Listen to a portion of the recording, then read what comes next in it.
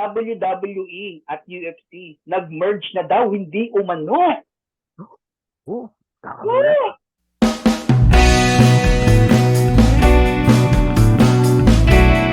Yun, magandang umaga, magandang tanghali, magandang gabi, mga ka-porncaster natin dyan. At ako, andito na naman tayo. Isa na namang makabuluhang pag-uusap. No? Nabalitaan nyo ba, naku, mga ka-porncast, WWE at UFC, nag-merge na daw, hindi umano. Kakagulat. Woo! What the heck? So, di ba, parang nakakagulat na balita, mga ka-porncast, no? So, isipin nyo na lang, anong klaseng laban ang magaganap? Di ba? Itatag team ba ni Rey Mysterio? Ang mga UFC fighter. Anong masasabi nyo, mga ka-podcast?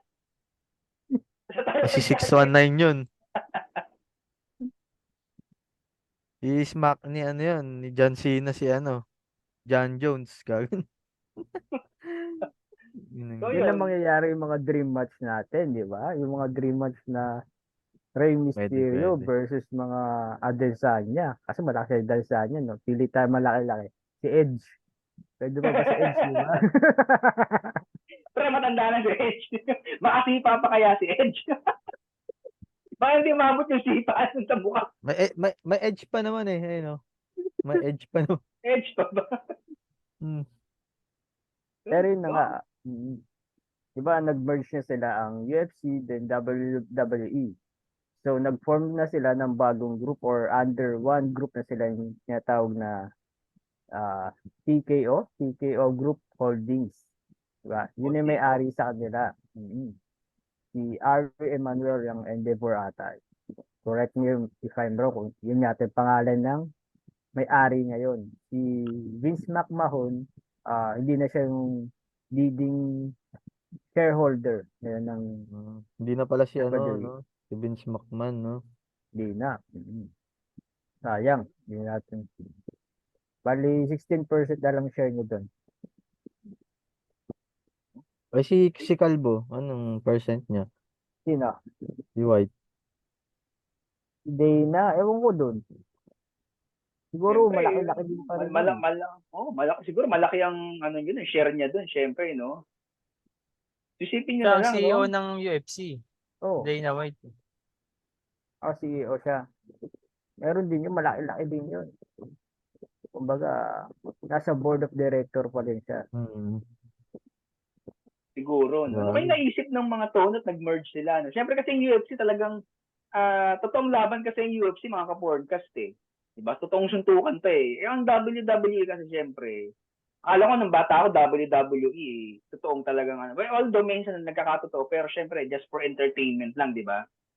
At the end of the day, magkakaibigan sila, magkakatropa after ng entertainment. Kumbaga yung nakikita natin na nagre-wrestling nga, mga ganun. Kontrolado yun eh, parang ganun. Just for entertainment nga. So isipin nyo na lang, UFC, ex-WWE. So anong klaseng laban? Anong klaseng, cage ba to na merong ring sa loob? Anong gagawin natin dito? Tsaka siguro ano rin yun. Kumbaga, dagdag pera na rin, di ba? Dagdag viewers. Kaya siguro magkakatotoo na, no? Magkakatotoo na yung no, yung dating WWE na wrestlingan. no. Siguro magkakatotoo na, no? Pwede na, pwede. No, abang ako dun yung pinaka-paborito ko yung sa mga babae, mga panty and bra. Panty. Oo. Favorite ko yan pag mga ganun. Parang onti lang naman yung chicks sa UFC. Hindi katulad sa WWE. Marami. Di ba? Oo. Sipin mo ha. Maganda dyan, mangyayari dyan pre yung yung SmackDown ni yung parang SS ni Rikishi. Nuupuan ka sa muka. Gaganunin ka ng pet, oh. Legal na yun sa UFC. Oo, no? Sipin mo, laki ng puwet ni Rikishi, no? Nag-resign na si Adesanya, di ba? Di ba puro pa, yun, anime. Taka na, rekta siya, pasok doon sa WWE, no? paano kayong ano no, paano kayong mangyayaring setup nila no? Kaya abang-abang talaga 'to eh. Alam ko abangan 'to ng maraming fans ng WWE at UFC. No? Kasi mga fans ng dalawang nabanggit, abangan natin, no? Gusto Oo, lang sasabi mo dun. abangan ni Stallone yan. Alam ni Stallone yan. Ano ata yung sa corporation o sa company lang naman ata nag-merge yun. Pero hindi naman siguro maglalaban talaga yun. Yung laban yun naman Hindi magalaban. Kasi magalaban eh. Yung kalaban. Pampasin ng ano, steel chair, no? Oo, Kala ko may Hindi, ladder match na sa UFC. Oo, no, mga ganun, no? Ayos na, no? Ladder match, Talagang no? tunay na sapakan, no? Ganda nun, pag Sayang, no? mangyari. Siguro nga, no? Siguro tama sinabi ni Stolong, no? Na ano lang, kumbaga company lang yung mag-merge, no? Parang ganun. Tapos parang palit ano lang, no? Palit trade name, no? Trademark. Palit company. Yeah. Parang, oh.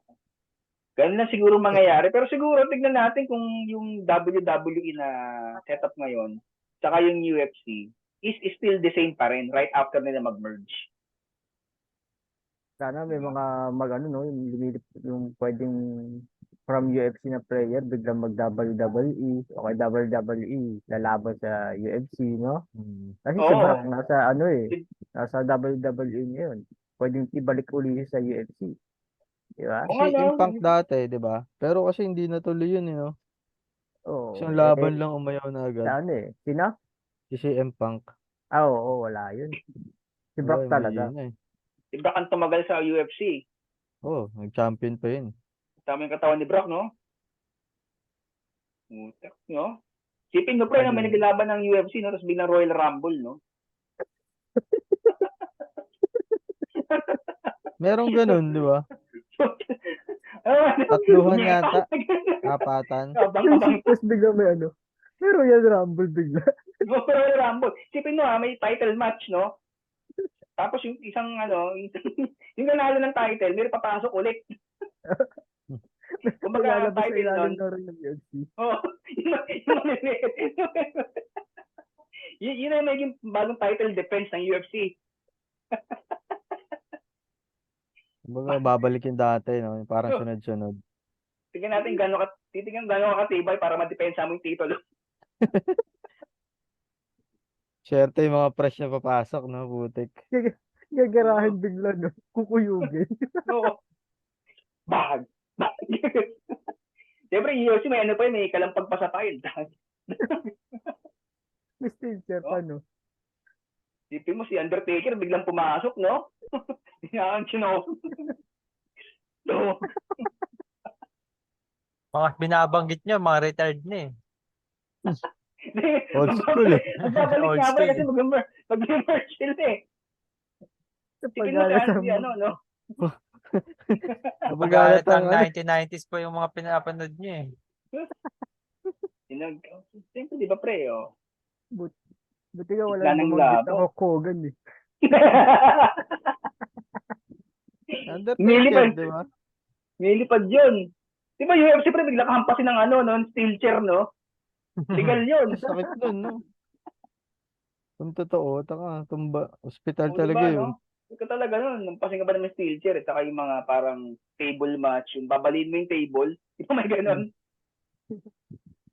So, yun. Sipin nyo na lang mga kaporngas, no? Kung gano'n ang mangyayari sa WWE at saka sa UFC, no? So, ayun. May mga yung ba kayo? glass cage ng WWE, no? I-implement sa UFC. Merong 4 na naka-glass. Babasagin nila yung mga gusto na mag-champion sa loob. Ang kulit no? So siguro yun, abangan na lang natin, no? Yung effectivity ng ganung setup nila. Then siguro excited na naman ng mga WWE at saka UFC. Tingnan natin kung ano magiging kakalabasan ng sinasabi nilang company merge, no? At sana itong mga pinag-uusapan natin, no? Somehow. Someday. Malay niyo matuloy. So, di ba? So, malay niyo matuloy. Nabigyan lang papasok sa Rey Mysterio. Si 619 ka habang...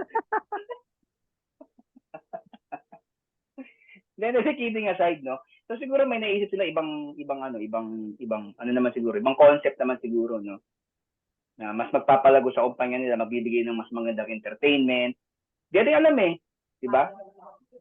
So yun, may dadagdag pa ba kayo mga pre? Wala na ako. Siguro, abangan ko na rin yung German suplex sa sa UFC uli para balik si German suplex. Sabi, ay, di ko sinasadya, sorry, na German suplex kita. Bawal kasi ngayon eh. Siyempre, WWE. German suplex na pwede na uli. Tapos Na RKO.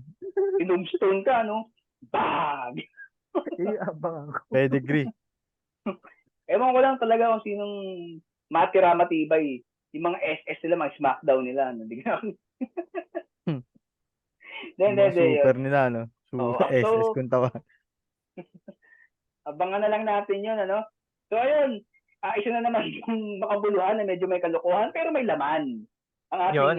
napag-usapan ngayon. So, masabi ko lang, no? Abangan na lang natin yung talagang sinasabi nilang company merge, no? Siguro naman, meron at the back of their mind, meron silang iniisip na mas magandang entertainment, no? So, yun ang kabang-abang dito. So, panandalian kami magpapaalam at sa susunod na video namin, nako, abang-abang na naman to. No? Mga pag-uusapan pa namin na masusustansya at talaga namang kapupulutan ninyo ng kalokohan, hindi, joke lang. Kapupulutan ninyo ng mga informasyon, mga vital information, mga predictions sa mga sports, mga ganyan, basketball. So pag may gusto kang pag-usapan, pag may gusto kang i-suggest sa amin na gusto namin pag-usapan natin sa podcast, comment down below mo lang dyan. At syempre, huwag mo na rin kalimutang i-hit ang subscribe button at notification bell. Ting ting! Yan.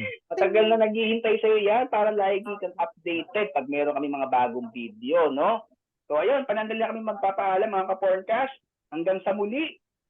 Bye-bye! So, Brut, bye. brut.